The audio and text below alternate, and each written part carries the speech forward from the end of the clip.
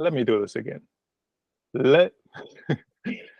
Welcome to the inaugural Lowpass Filter Talk. Lowpass Filter Talk is an intimate online conversation about the future of technology and entertainment, hosted by the Lowpass newsletter, a weekly newsletter covering those very same subjects. My name is Janko Rutgers. I am the author and founder of Lowpass, and I'm your host today. And I'm joined by Jeremy Toeman, a longtime friend, digital media veteran, and also the CEO of AugX Labs, a new AI video company or AI video creation company. We're going to talk all about that. But first of all, welcome, Jeremy. Thanks, Janko. It's great to be here. It's so much fun to be on, be a part of the early stage of your new venture here. I was trying to remember which media startup I was at when we first met. Was it Sling or after? I think it was Sling, right? I don't remember those Sling days. We might have met in passing in those days. Yeah. But definitely when you were at Dijit and you did the Next Guide and all those fun things. For sure. Yeah. So yeah, maybe. Yeah. I mean, I think we formally spent much more time. Yeah. I mean, because Dijit we talked about a lot.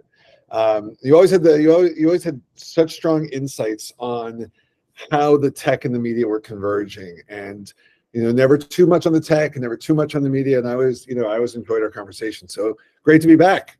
Yeah, great to have you. And why don't we just dive right in? We're going to keep this like very informal, very unscripted, but tell me a little bit about maybe the origins, actually. And I think we talked about that a little bit at some point when I interviewed you in the early days, but tell me a little bit about the origins of your new venture.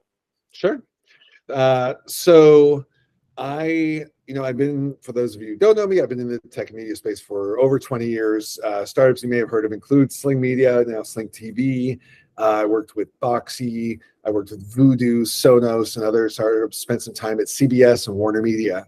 And, I've been a programmer at times. I've been a product leader at times. I've done marketing at times. And while I was at Warner, I had this desire. We had access to all the great tools, obviously.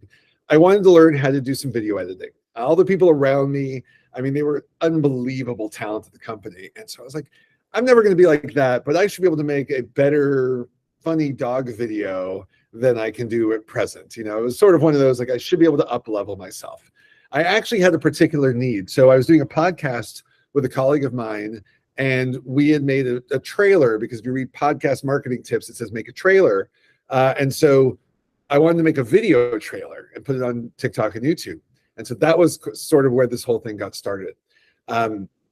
My co-founder, Scott Havard, he and I were working together at Warner on all sorts of amazing projects, building cool technology for the HBOs and CNNs and Adult Swims of the world. And he is basically, we were doing AI video stuff before ChatGPT and DALL-E 2. We were actually using technologies like DALL-E 1 back then. And we'd always talked about the idea of doing a startup. And so when I left Warner, I had this bit of an idea of, why is video making so difficult? Why can I make a spreadsheet, for God's sakes? Like, I can make a spreadsheet. Like, it's such an inorganic thing. But editing video is just like out of reach for me and so many others. And so what I said, called Scott up, and I was like, with all the AI stuff you do, here's all I want to do. I want to be able to record myself talking, and whatever I'm saying, can you just like match it up with stuff? Just like that I literally said stuff, and I was like, GIFs or GIFs, whichever you like, and stock media or internet clips or other people's TikTok videos, or I don't even know what. And he's like, oh yeah, that kind of, like, we would do this and this and this. And, he's a bit of a wizard. So he built a first working prototype after he left the company. And we started showing it to people. We were like, look, I recorded, hi, this is Jeremy, blah, blah, blah. Look what it does. And the first thing of any product, I mean, this one bread and butter thing is you want to validate the idea, right? If I'm the one who has the idea, it could be a market size of 1, right? But I want to make sure there's other people. And all I learned everywhere I went is, oh, that would save me so much time, or, oh, I wouldn't have to go, I don't even know how to do these things today. My company doesn't make videos.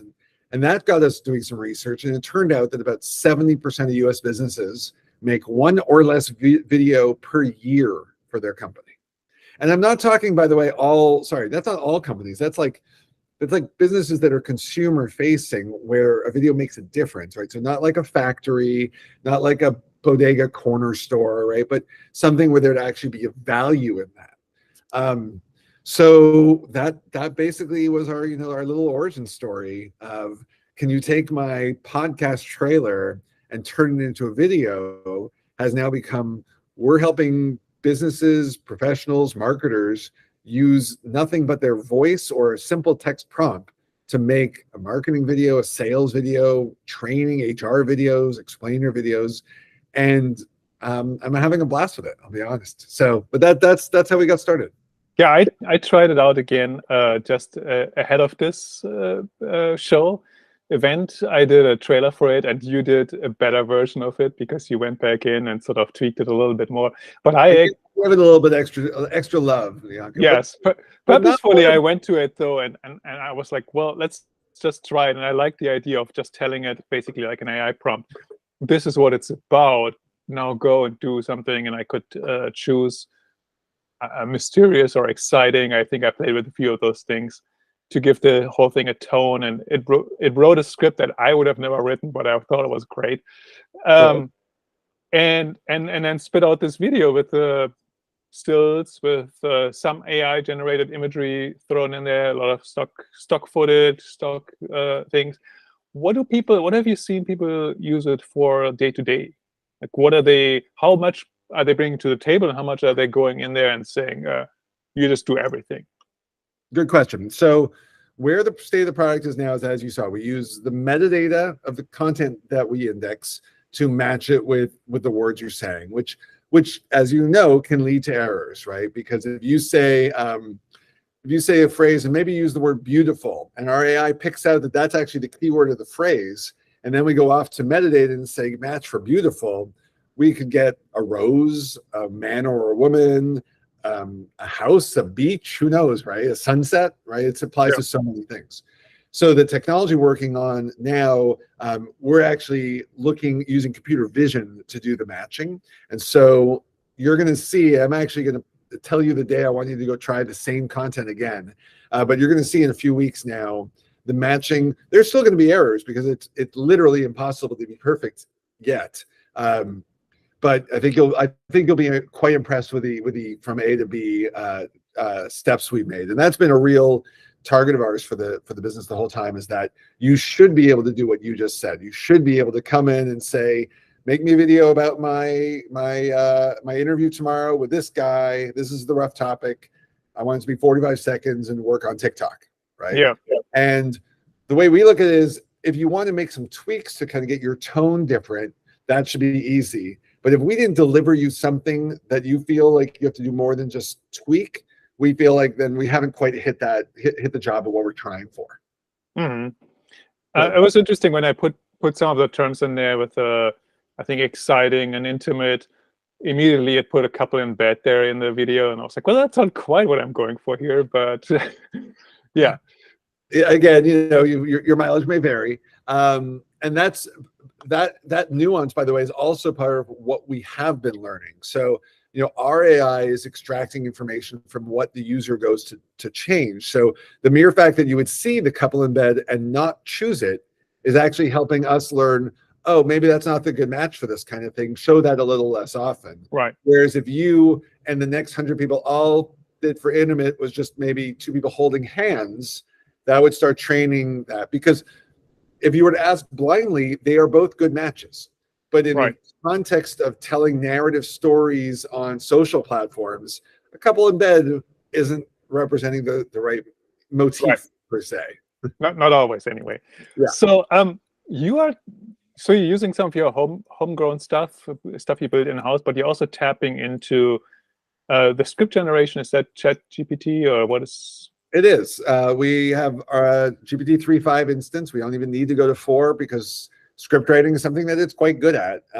We encourage our users to edit their scripts because we all know 2 main things: that the AI will repeat itself and the AI will repeat itself, right? And then the third thing is it'll get things wrong sometimes, right? So we want our users to pay attention to their stories and et cetera. And for the most part, that's what we're doing. We see a really interesting blend between using the AI and people just cutting and pasting scripts they have from elsewhere, which could just as easily actually just be ChatGPT for all we know. Right. So we use third-party tech to write the script. We've partnered with 11 labs on the AI voices, which includes the voice cloning, which I think I showed you last time around. And our matching engine is our own. So that's our AI. We are, at this point, there's always like little bits of whether it's some of the open source GPT libraries out there. And then we move into sort of more of the application layer of our tech, where there's a lot of work under the hood. Like what's interesting that we all just sort of take for granted is how much you can actually do in a browser these days, right? And if you've gone through the editing in our software, you've seen how much is loaded at the same time, right? And it's not always perfect, and sometimes you'll see a glitch. I'm sure you'll see a glitch from time to time.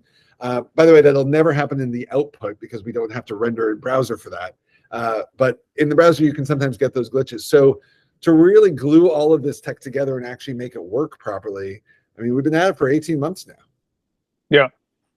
And do you also, I don't actually remember this, you do offer an option to access AI-generated imagery. Are you generating those on the fly, or you're tapping into, okay. We have two options for our users that are built in. Obviously, anyone can upload whatever they want. So if you love Midjourney, go do your stuff in Midjourney and import it. We'll eventually add our own Midjourney instance. What's interesting is our users are primarily in for business use. And I mean, that's how we have, like, one guy does this very cool poetic Spotify video podcast thing that's very, very creative. But most of our users are coming in for business use. What we've learned already is that the generative stuff is off limits at a lot of the times.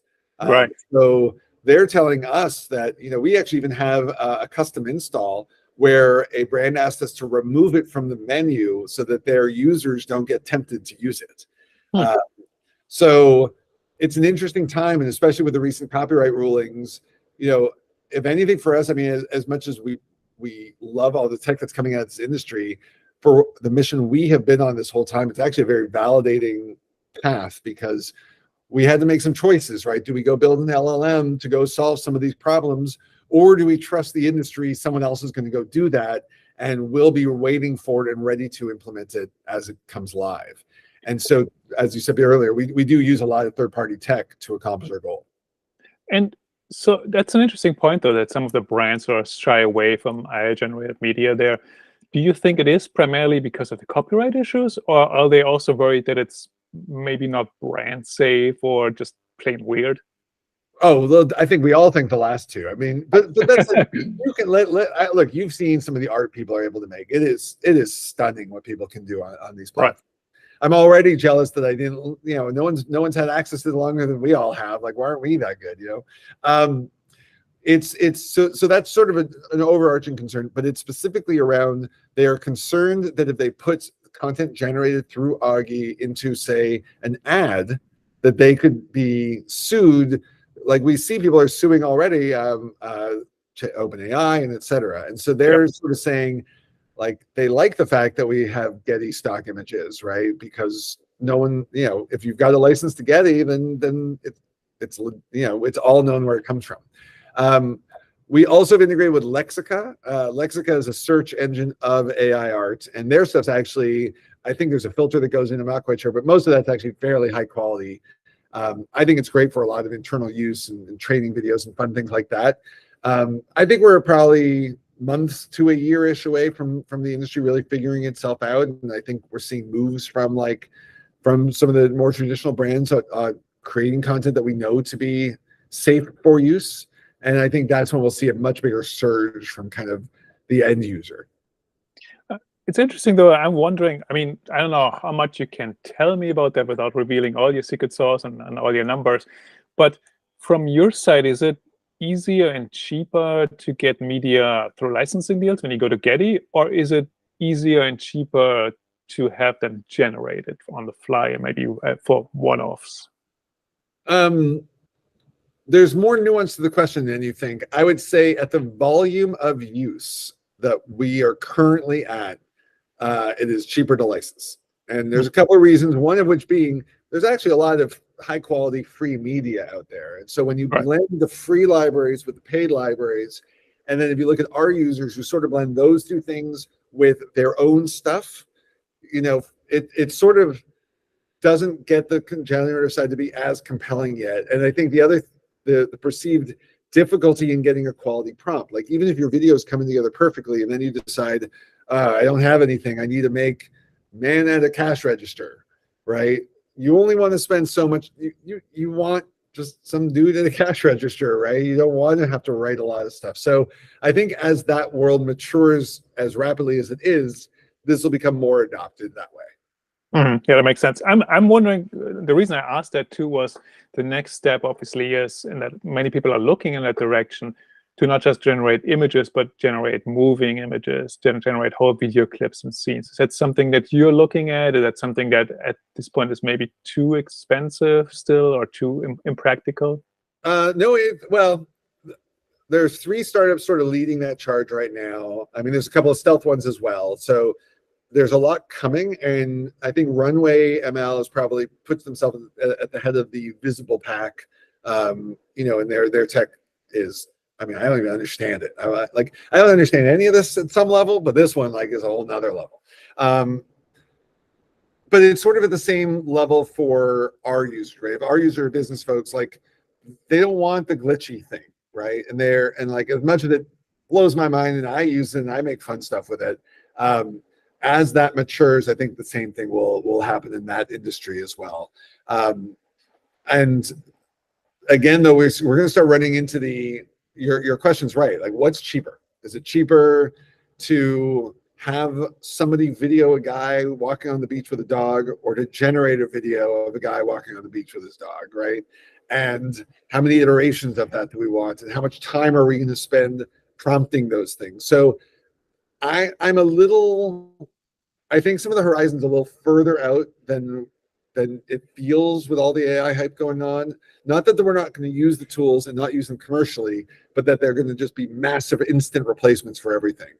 At some point, absolutely, the same way a URL replaced having a street address effectively, but it did not happen in 1997, you know? Yeah, that makes sense.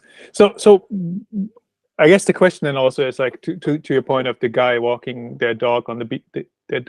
Yes, you can have somebody out there. This is sort of the maybe Hollywood or higher end marketing approach, and actually hire somebody to go physically to the beach, or you can just scour the internet, because there's already 1 million dogs on 1 million beaches recorded in people's vacation videos or whatnot, and you may be able to license some of that, or maybe some of it is already Creative Commons or whatnot.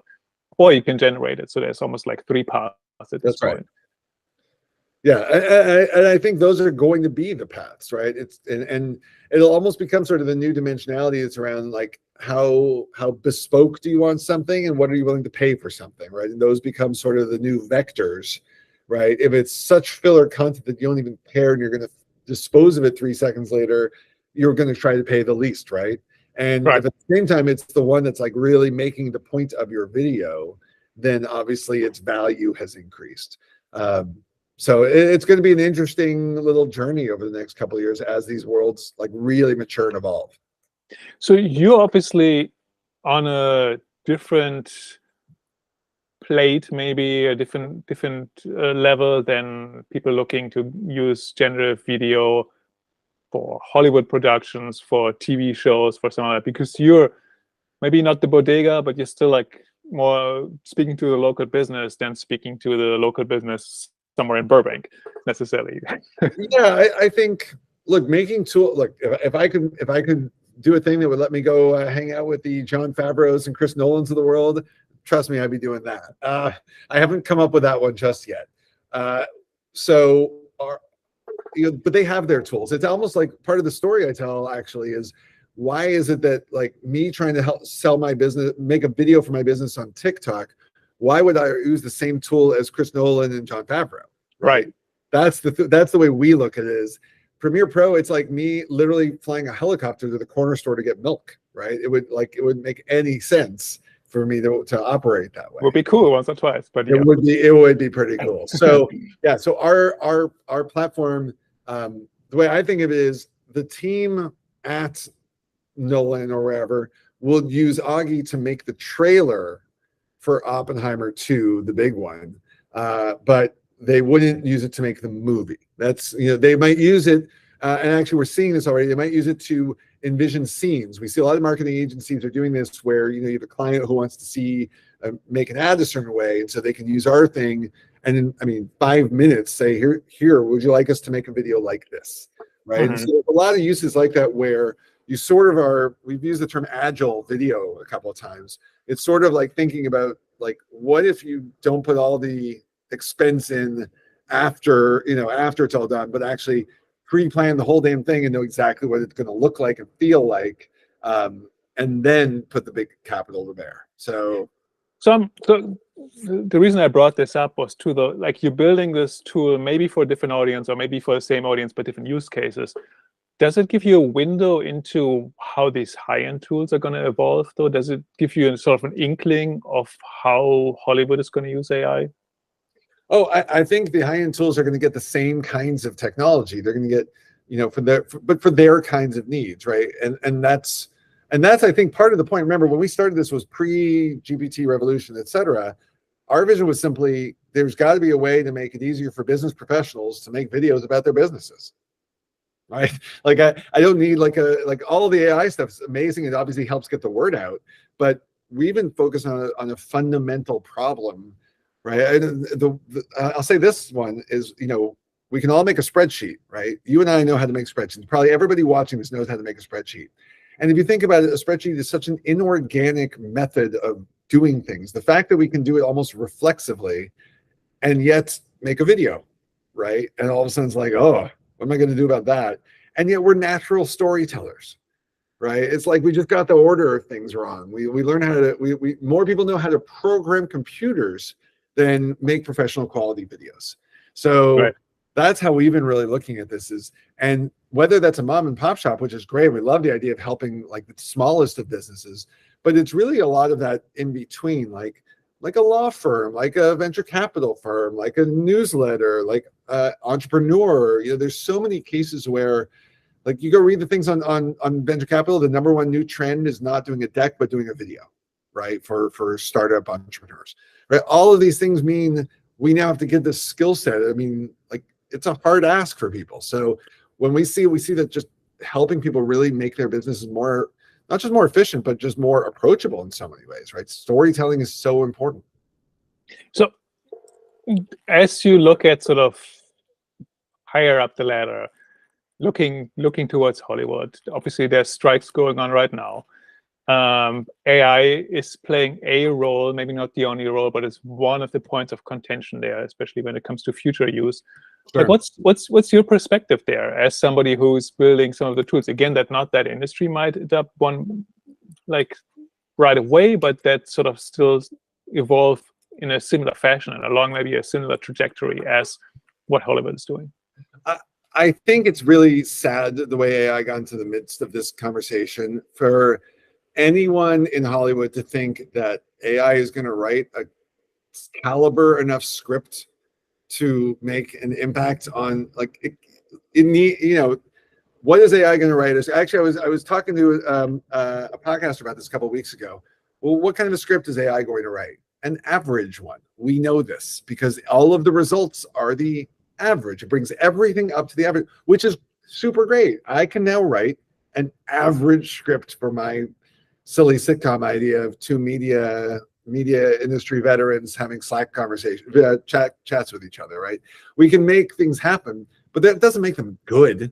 And that, I think, is being lost at both sort of the executive level in Hollywood, like, oh, now we can do these things. But even at the doers, like, it's a shame because I think AI isn't going to put people out of business. I think in the creative realm at all, I think it's going to give them up many, many new tools, right? Like the Marvel Secret Invasion show, I'm sure you probably even covered this, and then I'll give you credit for it. Is that they used tools like Runway to make the intro for these. You know what I'm talking about, right? Yeah. Yeah. So that put people to work, right? People who weren't able to offer services to that industry were now able to do that.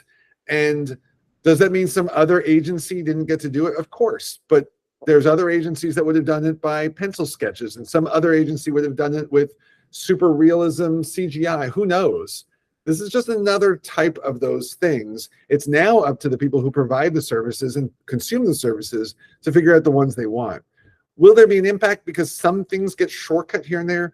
Absolutely. But I also think, much like we can now look at true art coming out of the AI space, there will be new creations we never thought of before. And so historically, every new innovation like this spawns new forms of creativity, not the opposite. If anyone's at risk, it's the accountants. I feel I'm not being facetious. I feel terrible for the segments of the world where AI really can do a thing very efficiently. You know, it's just not creative. I guess the flip side argument here, and that's something that writers in Hollywood would say right now, is that, well, AI can't write good scripts. It can write a mediocre script maybe, but that can still give the studio a way to cut costs by saying, instead of writing a new script from scratch that we have to pay you this set amount for, you're going to just like take this garbage script that we just generated in 10 minutes and you're going to just fix it up and we pay you half the rate for that because that's what's in the contract. So there's something there, right? You know, that there is, but there is something to be said if we think about the greatest works of art of all kind, and let's even include businesses in there, like passionate business leaders. It all comes from, it does not come from a piece of crap, right? Diamond doesn't come out of poop. It comes out of, you know, carbon, right? So when we think about what does diamond in the rough means, it's not from using our cast-offs, right? And I don't think, look, as a guy whose personal hobby has been all about movies over the years, if you ever read the stories of like famous rewrites and all these things, even there, they never, the garbage scripts that started garbage, the best you get to is mediocre, right? So to me, if some studio exec is going to bet on mediocre touched up scripts, I have a hunch that their content's not going to get as many eyeballs as they might need to monetize. And this is at a time, and I think every bit of talent needs to be overpaid, to be candidly. The next phase for Hollywood is going to be a very tricky one, right? And because the AI stuff is going to make an overall dent, not there, but on YouTube and TikTok. It's going to be pushing more and more creators, right? If a storyteller could use Augie, but could never figure out Premiere Pro, and now they can make a high quality, like, let's say you had a great story to tell, Janko, and you wanted to make the video, and you got Augie working the way you wanted it to. Well, you just go off and use it, and you've now made this new great little short film or whatever. So, you know, there's so many more tools coming for so many kinds of people. I think Hollywood needs to not drop to the average and touch up, but instead push for like the things that Hollywood has been great at, which, you know, maybe just a couple less sequels and a couple more original things and a couple less reboots of the stuff we love. Reboot the stuff we didn't love. Come on. Reboot the mediocre versions of movies. Go give us a new batch of the Matrix sequels. Anyhow. Right. Yeah. That's interesting. Maybe that's a good segue, actually, because I do want to ask you a little bit about the streaming wars. As you already introduced yourself there earlier, you've been in this business for a long time. You've dealt with the whole TV to the internet journey for a long time. You have about a couple of battle scars from the streaming wars. Yes. So now that you've sort of stepped back from that world a little bit to be heads down on your product, focus on it, I imagine you still look at it every now and then and follow, you know, Netflix's troubles, Netflix suddenly introducing ads, Netflix now doing better again, everybody else sort of investing a ton into that, and then suddenly figuring out that maybe it was too much. What's your, as you look at this world, do you think they're all on the right track? Do people over? There's been some overspending. Quickly. There's been some overspending. I don't think anyone's going to say anything but that. I think the hardest thing is to shake out, like, what does it truly mean? Like, I just happened to notice on Netflix the other day, which I know we all read about, the couple of the HBO shows showed up in my feed, and I was like, I just that like, oh, that says HBO on it. What do I think about this? Now, the first thing I actually thought was, well, the first way I started watching Sopranos was on the red discs. Like the Netflix actually introduced me to the first big Yeah, that's very true. modern great HBO show. But that actually triggered a line of thought for me. It's like, well, does what's Warner Brothers' biggest TV show in the last like 3 years? I'm pretty sure the answer is Ted Lasso. Where is it? It's on Apple TV, right? And and now they're moving shows to Netflix, and so it just starts to make me wonder, like, will Netflix move shows to Max? Will we see a Netflix original in Max? Will we see a Max original in Hulu? Will we, and then if that starts happening, then I just start to wonder, well, now they really are just a bunch of similar looking grid services with slightly different mixtures. I don't love that outcome, because it just sort of feels like, I don't want to use the word boring because it's mean, but like just less original than we could end up with. How about that? And at the same time, the infinite choice of the modern viewing landscape, I don't think that actually benefits the streamers either, right? Because there's less and less to be loyal about. So where I look at the battle is, we've got an overspending situation, we've got sort of a homogeny situation, and I think we have a consumer audience right now that has become so fickle and ready to leave a show after 10 minutes that I think we got some choppy waters in the streams ahead. I'll say it that way. I can't believe that in 3 years we'll have the same number of players, if even 2. I mean, so there's multiple ways to look at that, right? People have been speculating for a long time that tech companies will buy studios, which hasn't really happened. Right. And it seems like Apple and Amazon, all of those guys are fine just building stuff in-house or licensing shows that others do for them, right? But Amazon bought MGM. That is true. Right. That is true. That's a good counter argument. By the way, I messed up my bet. My bet was on Apple buying HBO. I will stay with a statement. There is no better brand pairing that I can even think of than Apple topping its brand and HBO topping its brand. I mean, it just made sense to me, and I don't fully rule it out yet. I'm just leaving there. I have no inside information. Anybody right. Years ago, but if I were to bet where HBO should end up, it's with the Apple brand.